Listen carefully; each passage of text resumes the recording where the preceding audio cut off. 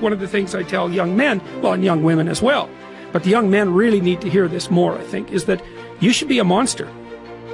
You know, because everyone says, well, you should be harmless, virtuous. You shouldn't do anyone any harm. You should sheath your competitive instinct. You shouldn't try to win. You know, you don't want to be too aggressive. You don't want to be too assertive. You want to take a back seat and all of that. It's like, no. Wrong. You should be a monster, an absolute monster. And then you should learn how to control it.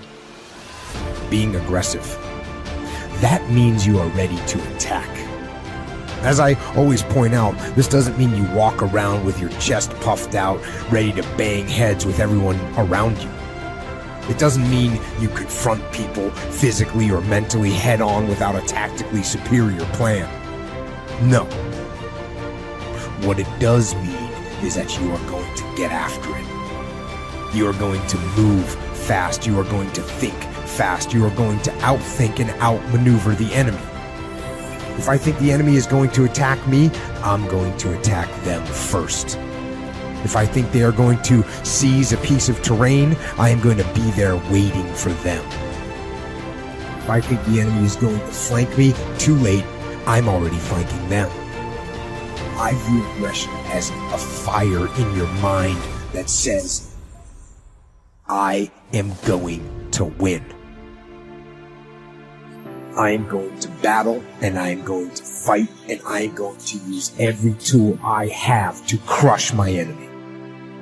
And that is what aggression is to me, the unstoppable fighting spirit, the drive, the burning desire to achieve mission success using every possible tool, asset, and strategy and tactic to bring about victory. It is the will to win. And if that kind of internal, relentless aggression is your default mode, you'll win.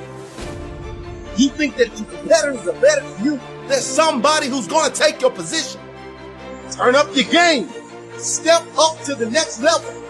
Take practice more serious. Put more hours in. Put more time in. Challenge yourself to reach another level. Challenge yourself to beat your competitors. Challenge yourself to be a starter. Challenge yourself to win the championship.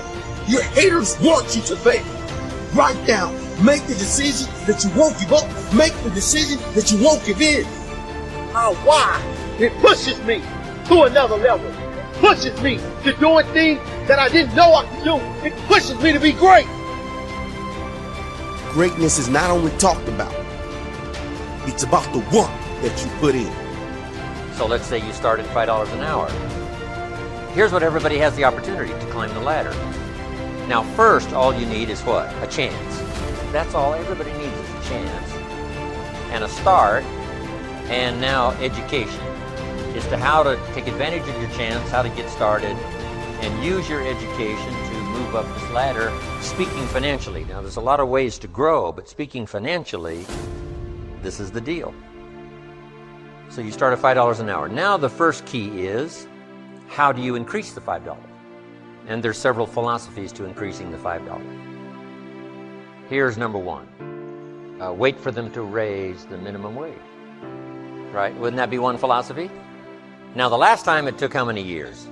Several years to raise the minimum wage, which is okay. I'm not saying it isn't okay. It's one way to get an increase in income is to wait for the minimum wage. Okay, here's the next philosophy. To wait for a raise, which is certainly legitimate. Now the question is, how often do the raises come? Every 6 months maybe? 1 year? They do what? A review? What if you miss the review? Well, you got to wait another 6 months or maybe a year. So that might take quite a while to go from 5, let's say, to 6. Here's another philosophy. Go on strike. Here's the philosophy we call by demand, to demand more. And if you don't give me more, I'll go on strike. I won't work. Which is one philosophy. To get more by demand. Now here's the problem with demand. Make the note. You can't get rich by demand. You might get a few more pennies. You might get an extra dollar. You might get an extra benefit or something, but you can't get rich by demand. Here's why. Not that it isn't America, and not that it isn't that economically now we're doing incredibly well. But here's why you can't get rich by demand. It's the wrong philosophy. And here's what would be tragic all your working life: to live in the right country and have the wrong philosophy. So you can't get rich by demand. Then how could you get rich in America? It's very simple. Change your philosophy. And what would be the new philosophy? Answer: you get rich by performance, not by demand. Now, my mentor says, some people don't just make $5 an hour. They've moved up to $6. How easy would it be to get to $6? Probably pretty easy. If you worked for McDonald's, they paid you $5 an hour, hauling out the trash. If you whistle while you haul out the trash, they'll pay you $6 an hour. Right? Here's an unusual person. They deserve $6 just because of their attitude. Wear the hat, say yay McDonald's. So for that, you get an extra $1 an hour because the company recognizes, hey, looks like this is going to be an oncoming person. So it's not that difficult to go from 5 to 6. But here's what's interesting.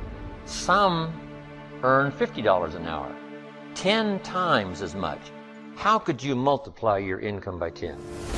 One, you probably couldn't do it waiting for a raise. Certainly you couldn't do it waiting for them to change the minimum wage. And you certainly couldn't do it by demand. Because usually when they make demands, they don't demand that you multiply my income by 10. People don't go on strike for multiplying their income by 10, usually, right?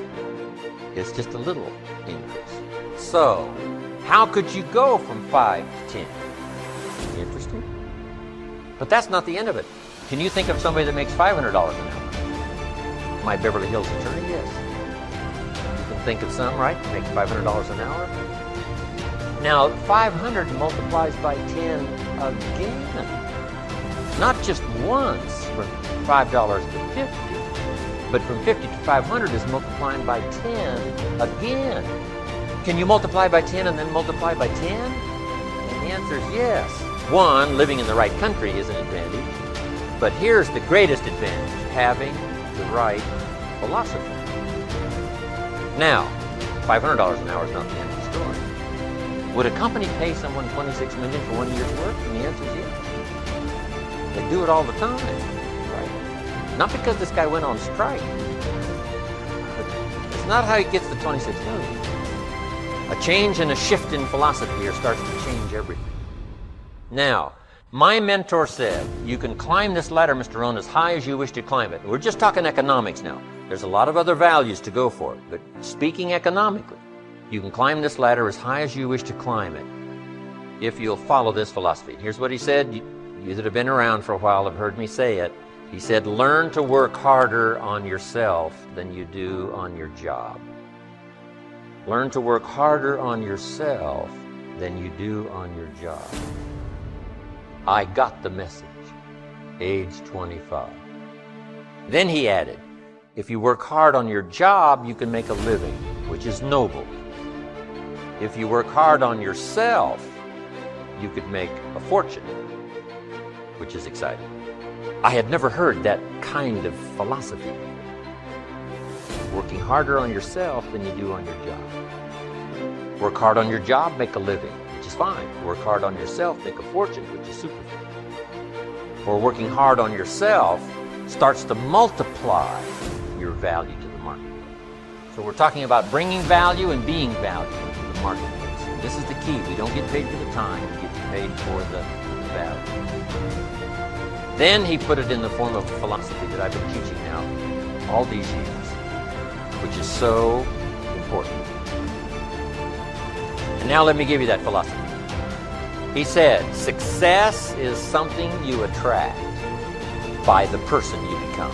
Success is something you attract by the person you become. Success is not something you pursue, chase, run after. Success is something you develop, something you become, to attract success. Here's the theme of leadership. To attract attractive people, you must be attractive.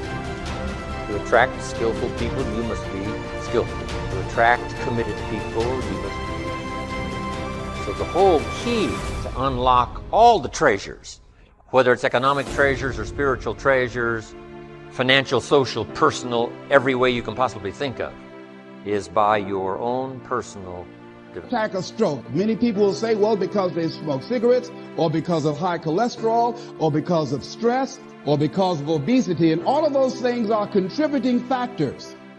But ladies and gentlemen, more heart attacks take place in this country on Monday morning between 8 and 9 a.m. That's when the majority of people who have their first heart attacks have them.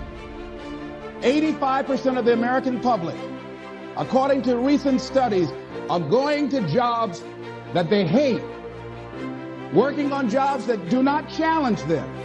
They get sick thinking about going. Migraine headaches after the Sunday afternoon football game or 60 minutes, the anxiety began to build.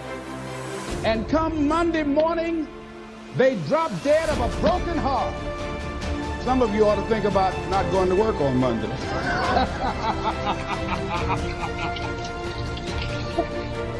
Think about that. People are literally dying to go to work. Because, see, when you go to a job and you already know how far you can go, you can already see that proverbial glass ceiling. It's like going to a movie when you've gone in the middle of the movie and you've seen the end and you sit there to start all over again, but something is missing. You know what the outcome is going to be. You can't get excited about going through that movie all over again. Am I correct? See, when you're going someplace and you already know how much you're going to make, you already know how far you can go, you're in a dead-end position. It erodes your self-esteem. It lowers your sense of yourself. It creates an inner turmoil. It creates an emptiness in you. So I say that your life is worth finding what it is that you're supposed to do.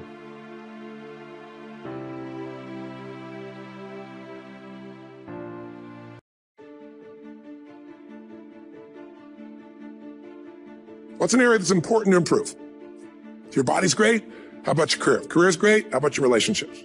Intimate one especially, or your kids, or your relationship with your creator, spiritual side of your life. Or is it your finances? That this is our life, that we're the ones calling the shots. So if you don't feel like doing something, just do it. Just go. Everyone knows how to do a better job than they're doing. That's not the problem. We do know how. The problem is we're not doing what we know how to do. I suggest that you understand that you've got to be the one to make it to the finish line. And even when you cross the finish line, prepare yourself for the next race of your life. Because every day you're racing, run fast, run strong, and believe in it, but don't quite understand why you're running. If you ever question why you run, believe, and know there's a purpose behind everything that you do. It is time to run for your life, pushing with everything you have inside of you, running towards an opportunity. Figure an area that really matters. Decide on that area. Number one, write down what your life is like in that area right now as specifically as possible. So you might say, well, I'm 13.5 pounds overweight, whatever the weight is, whatever the situation is, or my body fat's like this, or I wake up exhausted in the morning, and you write the truth of where you are right now. So you're real clear. Or I'm not in a relationship. I say I want a relationship, but I'm not in one, and I don't seem to find them. All the good ones seem to be gone is my belief. And I really do want one, but I don't have it. Whatever your definition, or I'm in a relationship and I wish I wasn't in a relationship. I'm planning my escape, wherever you are. Or I have a wonderful relationship. We love each other, but there just isn't enough passion. When you feel like giving up, when you feel like everything is against you, when you feel like the situation is going to get worse and you're nervous and you're scared and you're worried, you have to remember not only who you are, but what species that you are a part of. You're a part of the human race. We have sent people to space. We have created technologies that allow us to talk to people from across the globe. We have cured some of the most potent diseases on the face of the planet. We have created peace. We have come together. We have started movements. We've supported each other through the toughest times in history. We have shown humanity that we can actually fight for something bigger than ourselves, that we can act for things that are outside of who we are. We have shown the world that we can come together for a common good, that we can come together and strive towards achieving a common goal. We are built for challenge. Just write the truth of where you are. The area you want to change, but write how it is. And then the second step is, this is where you got to be really honest with yourself. What are the rituals that have put me there? Because whatever results you're getting, even if you don't like the results, there's some rituals that are keeping you in that place. There's some rituals of what you eat or don't eat, how you move or don't move, how you sleep or don't sleep. There's some rituals in the lack of variety or spice or energy or focus in an area.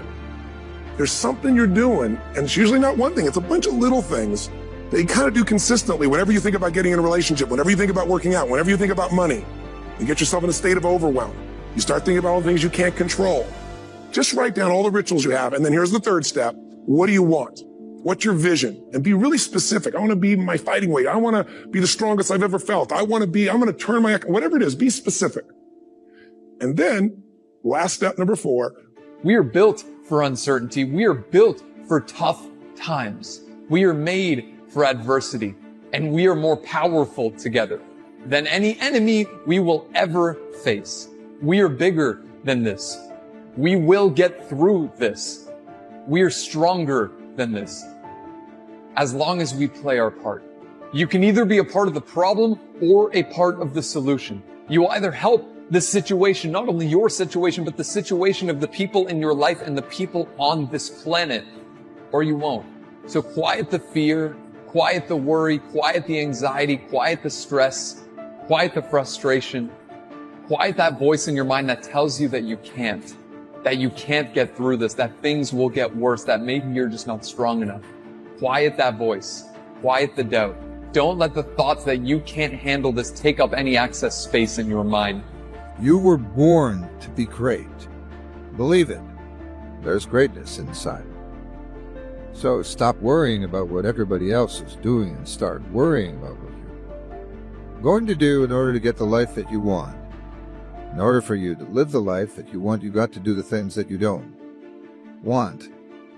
In order for you to live the life of luxury, of health, of wealth, of happiness, you've got to make sacrifice. If it comes easy and fast, it's going to leave the exact same way. You can do much better than what you were doing. Why aren't we? Well, there's an answer to that, and there's your answer. It's paradigms. Paradigms are the problem. Why is it that paradigms are holding us back? Well, I think we have to ask ourselves, what is a paradigm? A paradigm is a mental program that has almost exclusive control over our habitual behavior. And almost all of our behavior is habitual. Joel Barker wrote a book on paradigms way back around 1990. He said to be able to shape your future, you have to be willing and able to change your paradigm. Success is a doing. You've got to actually do it. They really get your fingerprint, before they really feel your breath, before they really get your contribution, before they really feel you. That's what you don't want to happen. You don't want to leave this place without us knowing you were here. All I'm doing is giving my dream a chance. And I'm not extraordinary. You don't get off the hook. You don't get to be let off the hook. I'm an ordinary woman who chooses every day to make one more extraordinary decision. I've come a long way, but I have a long way to go. I'm on a journey where I've come a long way, but I still have a vision that I have to reach for. And as I'm going on this journey, I'm realizing that there are a few things that are absolutely imperative to keep in mind. Number one, you can't do it alone. Run towards a victory. Run as hard as you can. You've got to understand why you're running. You have to understand the significance and why you're running. Don't run away from the challenges. Don't run away because it's not going the way you want it to go. Run. Full heart run with everything you have in your heart, your legs moving. Run sometimes. You may ask yourself, how fast can I run? How fast can I get to my destination? But you have to also understand when you're running, you've got to have in your mind that you've got to pace yourself. You've got to be able to pay attention when you're running. Because while you're running, there are going to be obstacles around you, and these obstacles are going to be put in place that may try to distract you, but you've got to keep running. And some days you're going to be slow, and some days you just got to be fast, but make sure when you're running. Please do watch our other motivation videos on the screen now. Thank you. Activity is high priority in the life process to try to get maximum benefit out of what we have available. Activity. Now here's an important question. What is your philosophy about activity? What about hard work? What about long hours? What about full days? If you're doing something, how hard should you go at it? How much time should you put in? Everybody has to develop their philosophy about activity. Just by way of review, let me quote you. Old Testament says, 6 days activity, 1 day rest. That's called philosophy of ratio of activity. What is a good ratio of rest and activity? Old Testament says 6 days of one, 1 day of the other. We've all got to have a philosophy about activity. Stop settling for second place, third place, fourth place. Stop settling. Stop being content, being selfish, stubborn. Stop being content just getting by week by week. Some weeks you'll fall behind. Stop being content because when you look in the mirror, at the end of the day, you can't fool the person looking back on you. Everybody on social media ain't the person that you think they are. Because you are great. You are amazing, and I believe in you. If you don't believe in you, I believe in you because that's what it took for me to be great. I've stumbled, I failed.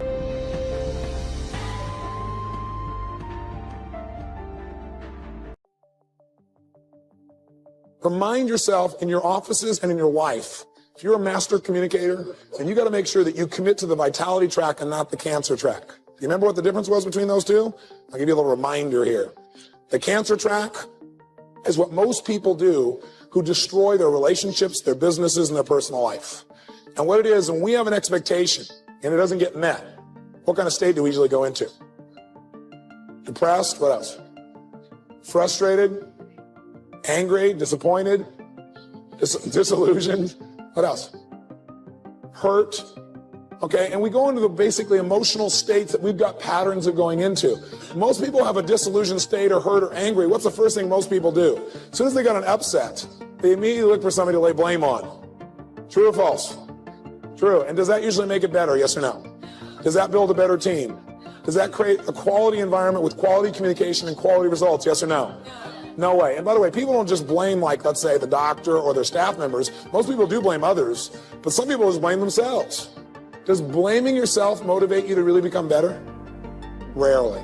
And some people don't blame themselves, they blame circumstances. Well, it's not my fault, it's because this and this and that. You know, the truth of the matter is we can always find a reason why something isn't working. But the bottom line is we have to be responsible for the results. Now, what do some people do? They go, okay, well, now that I'm done laying blame, that's not enough. I'm angry and I need to make sure I feel justified. So they go to step 2. They justify and complain to other people. Go out there and subgroup. We talked about this before. Now, how many have seen this happen in your office amongst anybody in the last 60 days? Let's see some honest hands. How does it feel again when somebody, let's say, talks behind your back? When somebody subgroups, so 2 people get together and say, oh, so-and-so's there. How does that feel to you? Yeah. If you keep doing that, what's going to be the ultimate impact on your relationships? It's going to destroy them. It's going to screw them up royally. You've got to stay out of that place and promise yourself and commit not to subgroup. But if you've got an upset, who should you handle that upset with? That person directly. Third thing people do is after they get enough people, and they all say, yeah, I'm upset too. By the way, what are your chances of finding somebody else who's upset? Somebody else whose expectations are not been met. What's the chances of finding somebody like that? About 100%. Right? It's called life. Then what happens? You get these people together and you sit down and resent and brew. Right? And get worse and worse and more angry until finally what somebody does is usually confront somebody. And they say, look, I was honest and they didn't respond. Confronting is not the style we want to use. And lastly, what most people do is after they confront is they give up and seek revenge. We don't want to do that. We want instead, as master communicators, to go for the alternative we talked about last time, which is the vitality track, which is where you get excited and appreciate the feelings that you're having. Where immediately you say, okay, I got these feelings, they're intense, I feel angry or upset. That's exciting. I need to appreciate the fact that my brain is telling me that I need to change something. Because we all found out last time, negative emotions are a signal. They're a call to what? Do you remember? Action. If you got negative emotions, something's hurting. What it's saying to you is you need to change either the way you're looking at this, your perception, or you got to change your actions. The way you're doing it, the way you're communicating, the way you're making requests. So if you're feeling negative feelings, you don't want to feel bad about it. You want to say, okay, this is great. This is my brain trying to give me a note. I need to get curious about what is it that I really need right now. And I need to think of what else could this situation mean. I'm really upset about it, but what else could it mean? Maybe the doctor raising his voice to me or her voice to me isn't they don't care about me. Maybe they're stressed. Maybe I ought to see if I can support that person. Maybe I need to soften the way I'm feeling about this and not say I'm devastated, but say, I'm a little frustrated with the way they're treating me. Maybe I need to go and communicate as soon as possible to that person that, I know they have good intent, and I'd really appreciate it if they'd change their style of communicating with me because it just doesn't feel good and I want to support them. And if I do that enough and I focus on meeting this person's needs, I'm going to probably meet my needs. So as a master communicator, what we're doing is controlling meaning, and we're making sure that when we have negative emotions, we don't see them as a negative, we see them as a call to action, a chance to change. We spend a lot of time talking about mindset from the standpoint of think positive so positive things happen. And I do believe in having a positive mindset, obviously. I think that the actions that you take are way more important in terms of developing that mindset.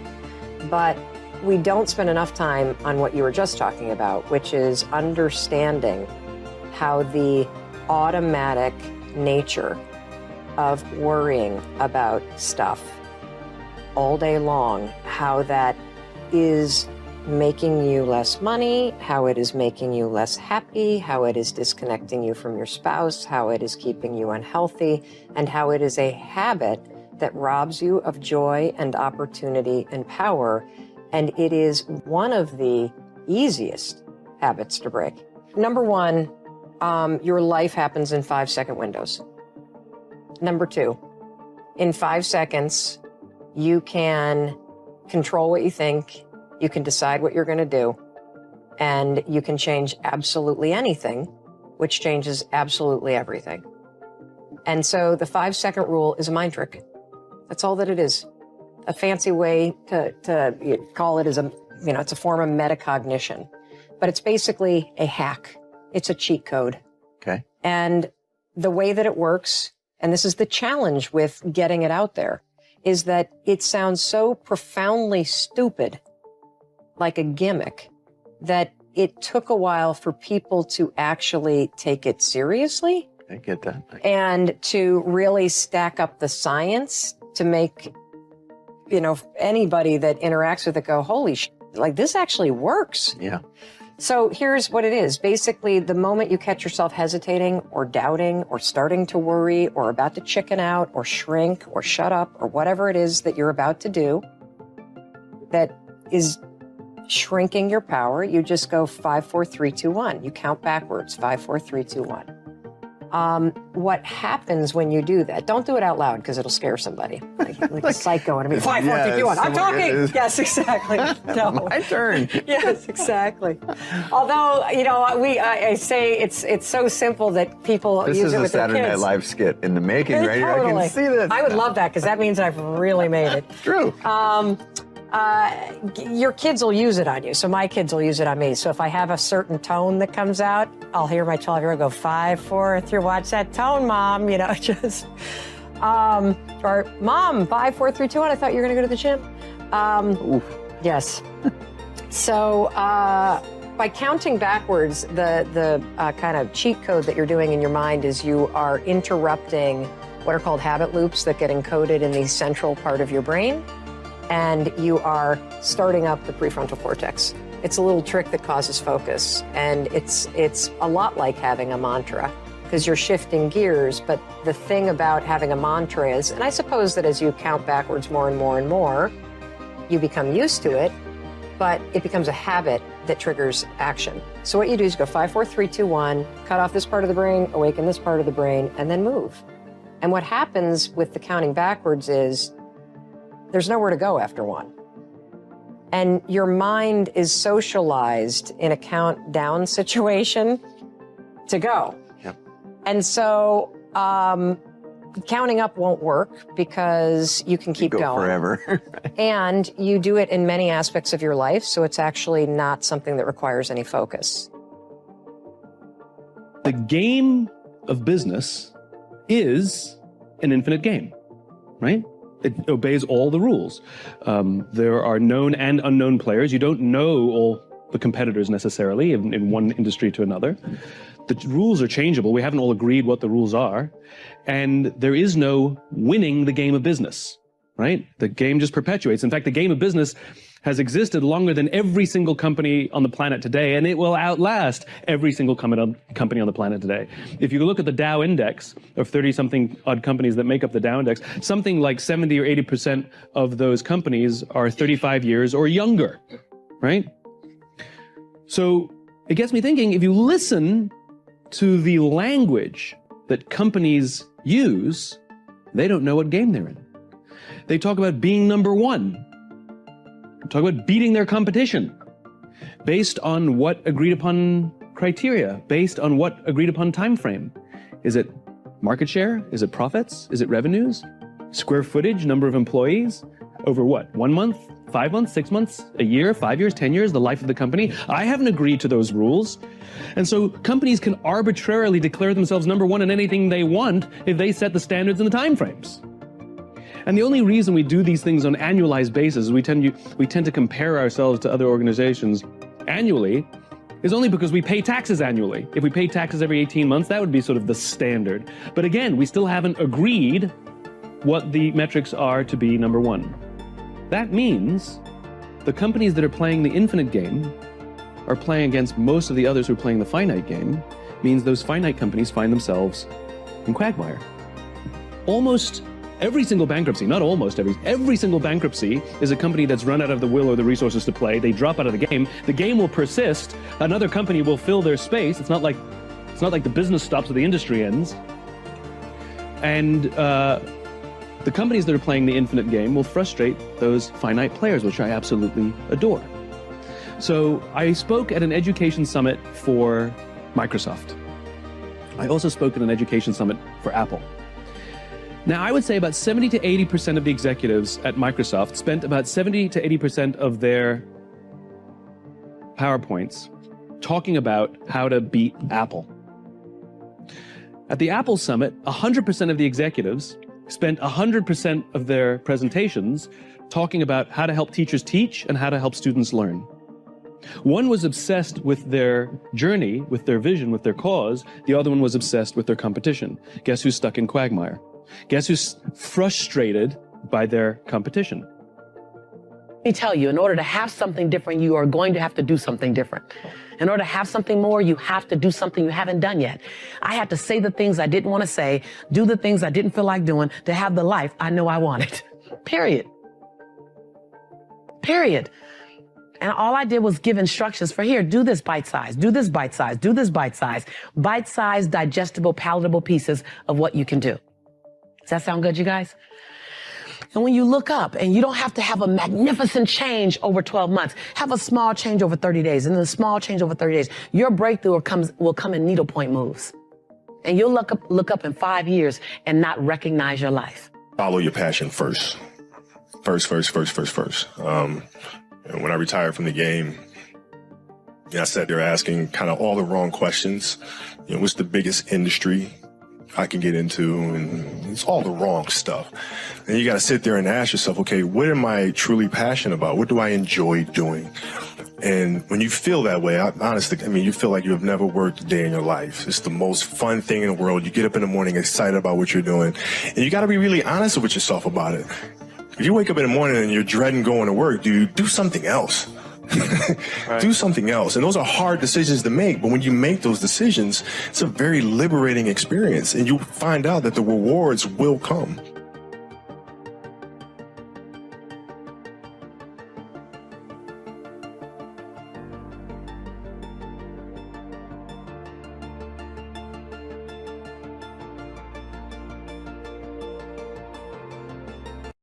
Where do you get your self-confidence? You can't buy it at the store, folks. You can't dress it up. Can't eat it. You can't buy it. You can't even manufacture it yourself. You have to go build self-confidence. This is a topic that's near and dear to my heart, okay? Because I remember being 25 years old, scared to death of people. 29 years old, started my speaking career, terrified of the people I had to go to. Didn't call on anybody for a year because I was literally frozen in fear.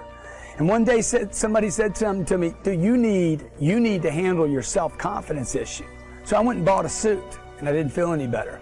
I went and bought a car, Didn't feel any better about myself. I mean, I felt a little better for a second. Look, self-confidence is the only outfit you can't buy. This is an inside job. You got to study, you got to learn, you got to practice, and you have to do the hard things. Self-confidence comes from repeating experiences that are difficult. Same place courage comes from. You know, the guy that does something that's courageous is given the title of being courageous. It's not because he went and war courageous. It's because he went and did something. Look, if you want to build self-confidence, you can listen to the subliminal tapes. It's not going to work. You can go do hypnotism. It's freaking ridiculous. You need to be more aware, more alert, and you need to do more. Some of the ideas that people are throwing at you guys right now to build your self-confidence, you're going to eat different and feel better, you're going to do this and feel... Look, you need to get in front of people. Do the things you're scared to do to get the self-confidence you want to have. Period. It's not on sale. It's not at Bloomingdale's, Macy's. It's not at Toyota. It's not on the radio, dude. It's an inside job. I can't help you with it. You got to take what I'm giving you in these blurbs, blabs, streams, scopes, cats, whatever you're calling it, the posts, the streams, the Instagrams. Hey man, I need to take that and start applying it in my life. Otherwise, you're going to find yourself feeling worse and worse and worse about yourself. You want to go walk on fire? Go do it. Is that going to build your self-confidence? I doubt it. Okay, I doubt it, man. Go spend $8,000 on a weekend. That will not improve your self-confidence. The only thing I know for sure that will change your sense of self is the actions you take getting in front of other people. Other people. People you don't know. People you're scared to talk to. You're sitting there trembling.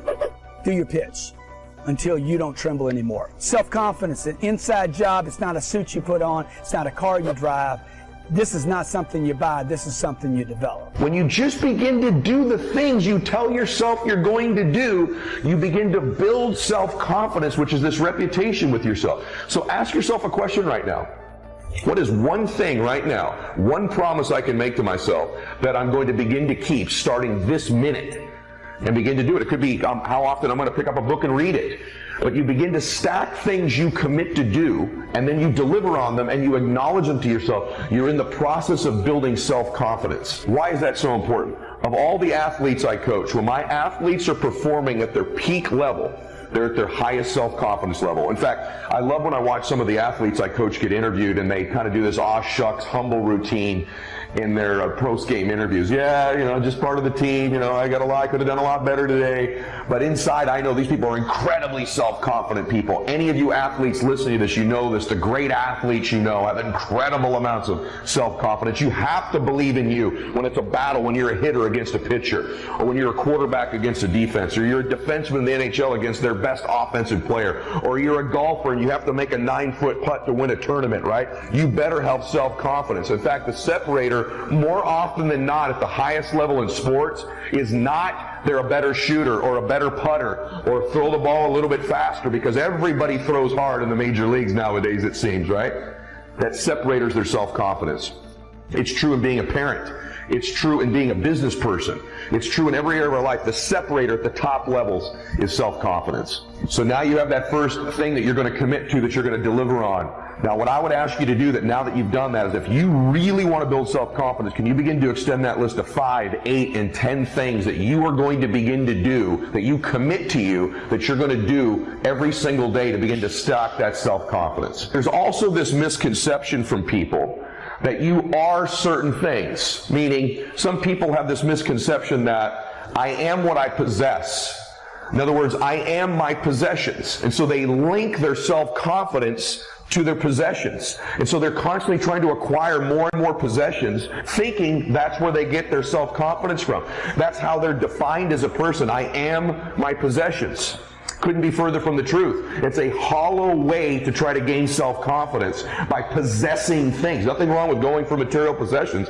I have all kinds of them. But I don't link my confidence to those possessions, nor am I deluded into thinking if I could just possess more things, then I'll feel better about myself. So this is a mistake. There's a flawed thought. Number one flawed thought, I am my possessions. Second flawed thought, I am my accomplishments. In other words, my self-confidence is only linked to what I accomplish. So because I haven't accomplished certain things, I don't have that certain title, that certain award, that certain recognition, I don't believe in myself. I'm riddled with self-doubt. I'm defined by my accomplishments. The difficult thing about that is now all your life you're going to have to accomplish more and more and more in order to feel self-confident and eliminate self-doubt. You are not your accomplishments. You are not your possessions. You are you. You are perfect. You are beautiful. You were born to do something great with your life.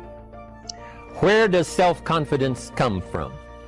And this is the best advice I can give you on that. Not neglecting, first of all, the small daily disciplines. Self-confidence really comes from feeling good about yourself.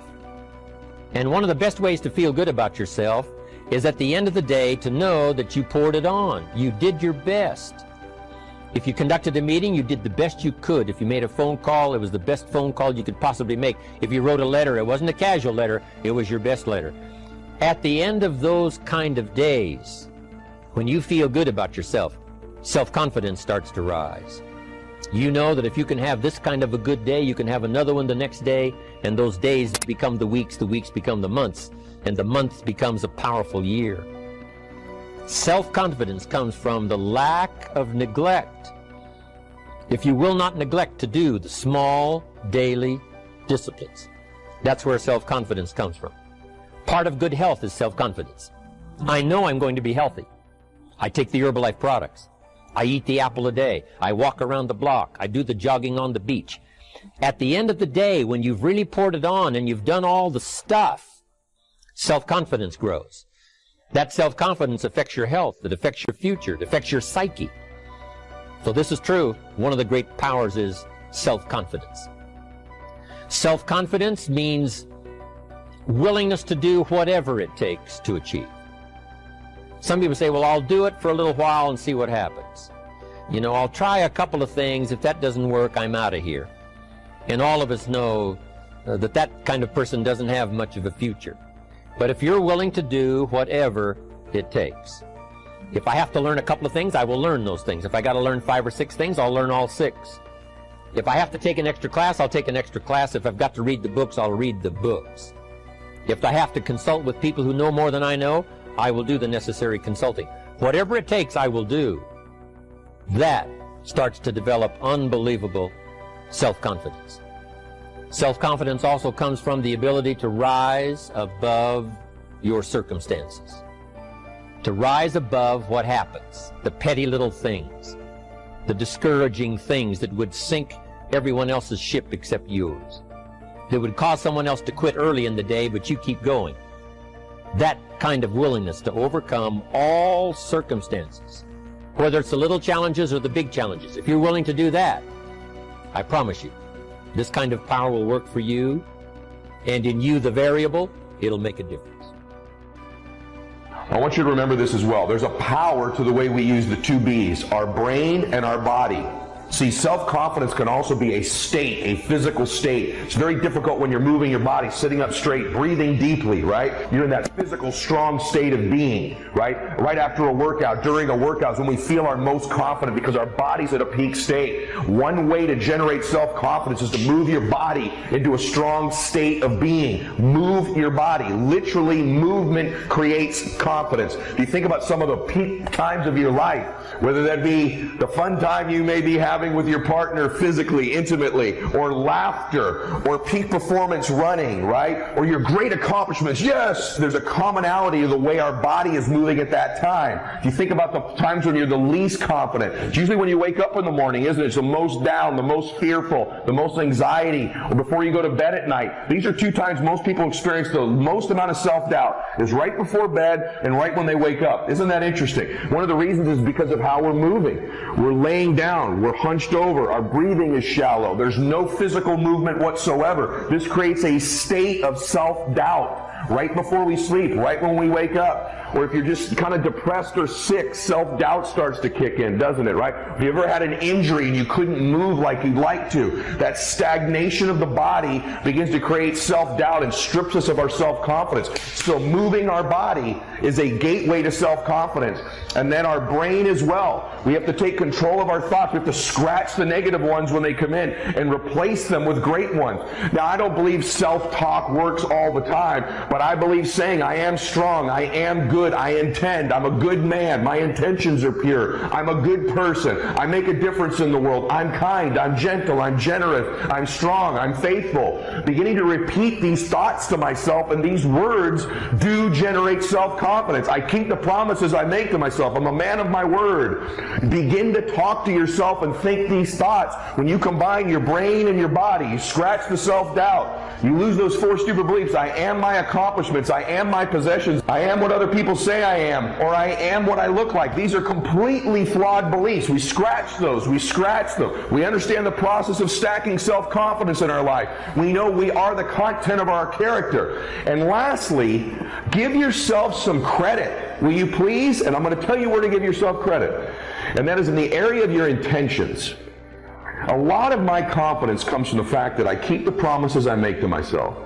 I know my self-doubt are thoughts that were given to me when I couldn't even defend myself as a young little boy. I know that I'm not my accomplishments. I know I'm not my possessions. I know I'm not what I look like. And I know I'm not what other people say I am. I understand the process of building self-confidence. I scratch the negative thoughts in my life. But I can tell you this, the last place I get my confidence from is my faith and my intentions. See, I know I intend to do good. Not enough of you are giving yourself credit for your inherent goodness. And I mean this. You're special in that regard. You're perfect in that regard. Just ask yourself, what are your intentions? As an individual, as a man or a woman, do you intend to do good in the world? Do you intend to want to help people? Do you intend to be a light in people's lives? Do you intend to make a difference? Do you want to live a good life where you've helped change the world and change other people's lives? Have you ever just asked yourself that? Do you? Because if the answer to that is, I don't spend enough time thinking about how good my intentions are. I don't want to hurt people. I don't want to do bad things. I don't want to take advantage of others. I really intend to do good. You know what? You need to give yourself more credit for the power of your intentions. There's a power in life of giving ourselves credit just for the intentions we have. Just ask yourself that. There's 2 types of people in life. There's the people who intend to do harm, to take advantage of people, to cheat, to cut corners, to cause hurt to others for what they think will be their own gain. Then there's people who want to be a light. They want to make a difference. They want to help. They want to contribute. They want to be somebody. They want to honor their God. They want to make a difference in the world, and their intentions are good. Too often in life, people with great intentions don't give themselves credit for how beautiful and wonderful those intentions are. And so today, just take this inventory of all the things that are wonderful about your intentions, and then just take an inventory of your faith. As a person of faith, I know that I'm favored. I know that God wants me to do good in the world. I know that I was made in His image and likeness. There's a power to that. There's a comfort to that. There's a confidence that comes from that.